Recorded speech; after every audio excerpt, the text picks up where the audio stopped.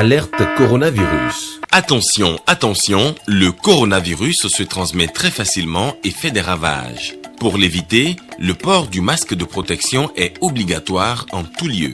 Dans l'administration publique ou privée, dans les réunions, les rencontres, dans les marchés, les magasins, les boutiques et lors des déplacements, le port du masque est obligatoire. Même dans les lieux privés, dès lors que l'on n'est pas seul, le masque doit être le fidèle compagnon. Mais attention, le port de masque de protection ne dispense nullement d'appliquer les autres mesures de prévention, notamment le lavage des mains à l'eau et au savon et l'observance de la distance de sécurité sanitaire d'au moins 1 mètre entre personnes. Enfin, s'abstenir de porter des gants en vue du lavage régulier des mains à l'eau et au savon ou de l'application de gel hydroalcoolique. Pour tout savoir sur l'épidémie du coronavirus au Bénin, rendez-vous sur le site web www.gouv.bj/coronavirus. Ceci est un message du gouvernement de la République du Bénin. Bonsoir et bienvenue au journal des régions. 149 398 candidats vont se lancer dès le 13 juillet prochain sur toute l'étendue du territoire national à l'assaut du BEPC, entendez l'examen du brevet d'études du premier cycle de l'enseignement secondaire. Ils sont repartis dans 233 centres de composition. Et cet examen, faut-il le rappeler, va se dérouler dans le contexte de la Covid-19. À moins de 2 semaines de la tenue du dit examen, le ministre Maounio Kakou, en charge de ce sous-secteur de l'éducation nationale, est allé faire le point des préparatifs avec le directeur des examens et concours des enseignements secondaires de la formation technique et professionnelle. Écoutons, monsieur le ministre. Dans chaque salle de composition, nous aurons un candidat par table. Et on ne va pas dépasser 30 candidats par salle de composition. Les candidats seront distants les uns des autres de plus d'1 mètre. Et avant l'accès dans le centre de composition, le dispositif de lavage des mains est au point. Et avant l'entrée dans la salle de composition, il y aura un flacon de gel pour que chaque candidat puisse se laver les mains ou se frotter les mains avant d'aller s'asseoir pour la composition. Et ce sera ainsi toutes les fois que le candidat voudra avoir accès à la salle de composition. Il en est de même des surveillants de salle et des chefs centres, de même que des chefs centres adjoints. Je voudrais donc profiter de cette occasion pour informer tous les candidats, de même que leurs parents, qu'aucun candidat n'aura accès à un centre de composition s'il n'a son masque. Parce que le gouvernement a mis à la disposition des candidats, et disons donc des élèves, des paires de masques. Ces masques-là doivent être utilisés pour venir à la salle de composition. Et par conséquent, les dispositions seront prises. Je voudrais également inviter les parents d'élèves pour qu'ils puissent doter davantage leurs enfants et leur rappeler que parmi les fournitures nécessaires pour aller à la composition, il y a obligatoirement les masques qui doivent être portés. Une délégation du ministère de la décentralisation a rencontré à la mairie de Boycon les membres de l'exécutif des conseils communaux des départements du Zou et des Collines. La rencontre était l'occasion de féliciter les nouveaux élus et de s'entendre avec eux sur les fondements de la gouvernance à la base. Émery Dakouin-Souton.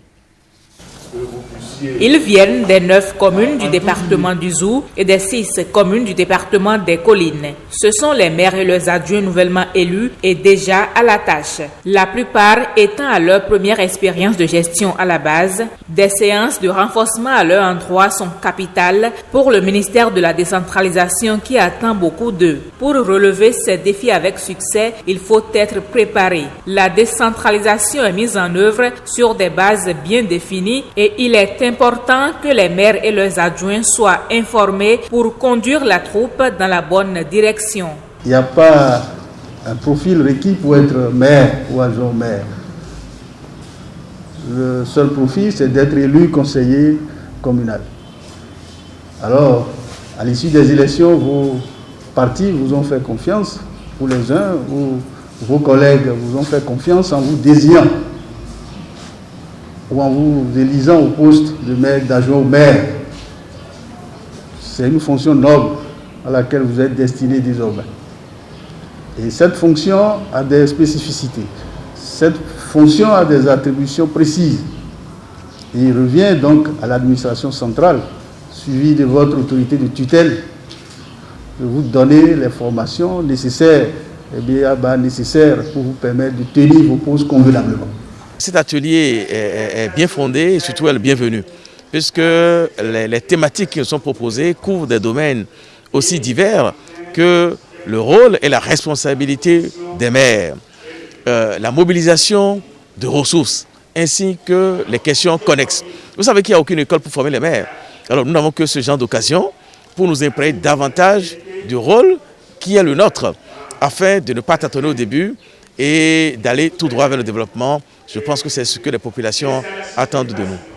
Cette rencontre sera suivie de nombreuses autres séances de coaching organisées par le ministère de la décentralisation dans toutes les communes. Objectif, imprégner davantage les élus locaux des tests et outils d'accompagnement du processus de décentralisation au Bénin pour gagner le pari du développement à la base. Atelier de formation pour l'amélioration des compétences des leaders syndicaux en vue d'élaborer des négociations collectives fructueuses. Un séminaire de formation de 3 jours initié par le comité de gestion des fonds des organisations syndicales et il a lieu à Dassa. Emerita Kwesoton. Le dialogue social et les négociations collectives sont des moyens qui permettent aux travailleurs et surtout à leurs syndicats de venir à bout de certaines difficultés liées aux conditions de travail et de vie des agents. Mais une bonne négociation s'apprend. C'est conscient de cette réalité que le COGEFOS, comité de gestion des fonds des organisations syndicales, outille les leaders syndicaux sur les types de négociations et les comportements d'un bon négociateur. Pour être efficace, les négociations collectives doivent être gagnant-gagnant, aussi bien pour les décideurs gouvernementaux, pour le patronat, que pour les travailleurs que nous représentons. Cela exige que nous y soyons préparés et bien préparés. Pour ce faire, nous ne devons point cesser d'affiner nos connaissances et d'apprendre, car la vie est une école où on ne décerne pas de diplôme, mais où on ne finit jamais d'apprendre. Les participants à cette formation de Dassa sont des représentants syndicaux venus de tous les départements du Bénin. Ils approuvent l'initiative pour des négociations fructueuses. Ce séminaire vient à bon point dans la mesure où nous voyons que les négociations que nous faisons, généralement, il n'y a pas pour autant de résultats, de retombées que nous travailleurs, nous espérons. Alors nous avons dit, il faudrait encore nous renforcer nos capacités en matière de négociation collective. Le syndicat, c'est les stratégies pour faire satisfaire les revendications. En syndicalisme aussi, il n'y a pas de génération spontanée. C'est quand vous apprenez que vous savez faire. Et quand on parle de négociation, on ne naît pas négociateur, il faut apprendre. L'employeur et le travail ne sont pas des ennemis. Ils peuvent collaborer pour le bien de l'entreprise. Nous, Confédération, nous pouvons collaborer avec un gouvernement pour aller dans le sens du développement de notre pays. Et ça passe par le b.a.-ba de négociation. Dialogue social et négociations collectives à l'ère de la rupture. Les étapes de préparation des négociations collectives sont entre autres communications qui seront données au cours de ces 3 jours de formation.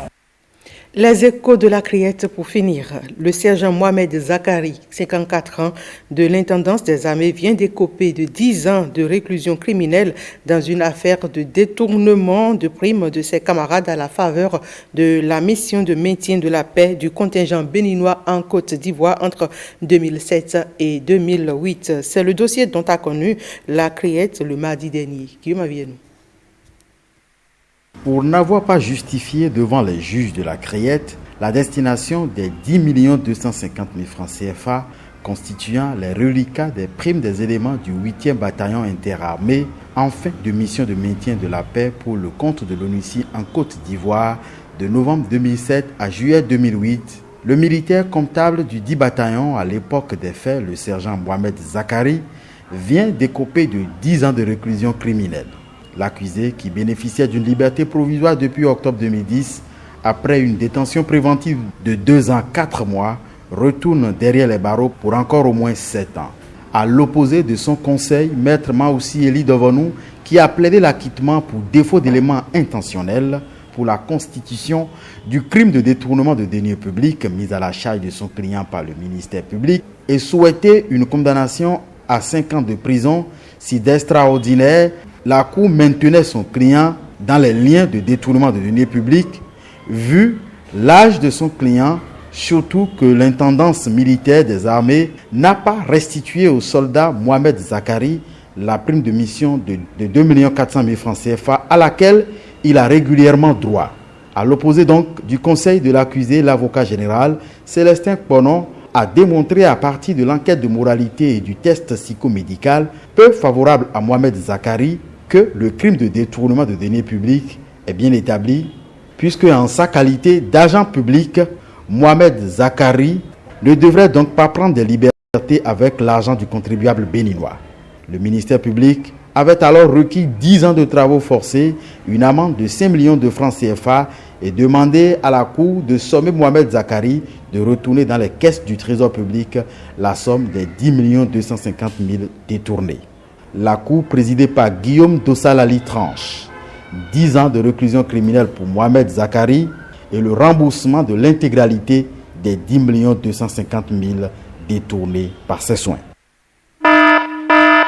Alerte coronavirus. Attention, attention, le coronavirus se transmet très facilement et fait des ravages. Pour l'éviter, le port du masque de protection est obligatoire en tout lieu. Dans l'administration publique ou privée, dans les réunions, les rencontres, dans les marchés, les magasins, les boutiques et lors des déplacements, le port du masque est obligatoire. Même dans les lieux privés, dès lors que l'on n'est pas seul, le masque doit être le fidèle compagnon.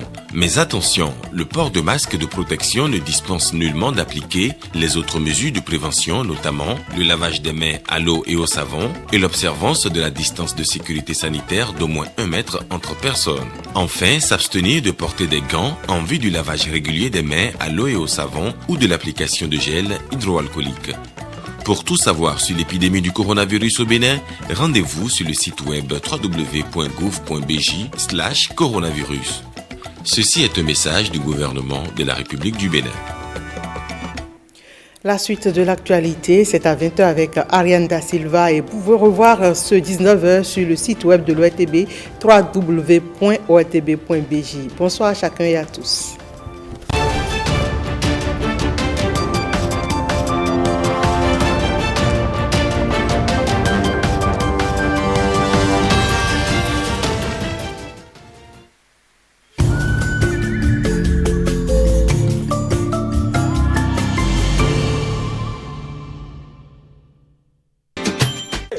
On va aussi prendre le bus. Non, il y a un bus devant vous.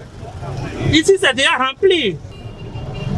Il n'est pas prêt pour partir. Il y a encore de la place dans le véhicule. C'est vrai, mais considérez que ces places sont déjà occupées. Car à cause de Covid-19, je dois me protéger et protéger mes clients, comme les autorités ont demandé. Nous avons porté nos masques. Et c'est pas fini. Il faut régulièrement se laver les mains avec de l'eau et du savon. Lorsque vous avez envie de tousser ou bien éternuer, il faut les faire dans le creux des coudes comme ça. Et surtout, respectez les 1 mètre d'écart.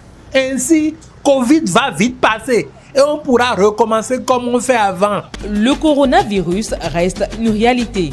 Ne baissons pas la garde, protège-toi et protège les autres en respectant les gestes barrières. À glace direct. Oh. Avec tout ce qui se passe maintenant, toi tu n'as pas porté ton cache-nez. Hein? Moi je ne te prends pas. Je vais te doubler le prix, 700. Amène-moi à glace. Même 10 000 francs, je ne te prends pas. Parce que je ne vais pas attraper Covid-19. Va chercher ton cache-nez. C'est tout, hein? Non. Amène-moi à glace. 350 francs. Oh, j'ai 250. Montez, même 200 francs. Toi, tu es un bon citoyen. Montez. Montez seulement. Tu as pris les mesures. Le coronavirus reste une réalité. Ne baissons pas la garde, protège-toi et protège les autres en respectant les gestes barrières. Vous êtes chez vous et vos déplacements sont limités? Pas de souci. Commandez à distance via WhatsApp ou mail les prestations de l'ORTB. Où que vous soyez, faites diffuser vos spots publicitaires, vos communiqués, nécrologie et toute autre prestation en toute quiétude. 69 70 55 55, appel ou WhatsApp, disponible 7 jours sur 7. La direction des relations publiques, de loin, si proche de vous.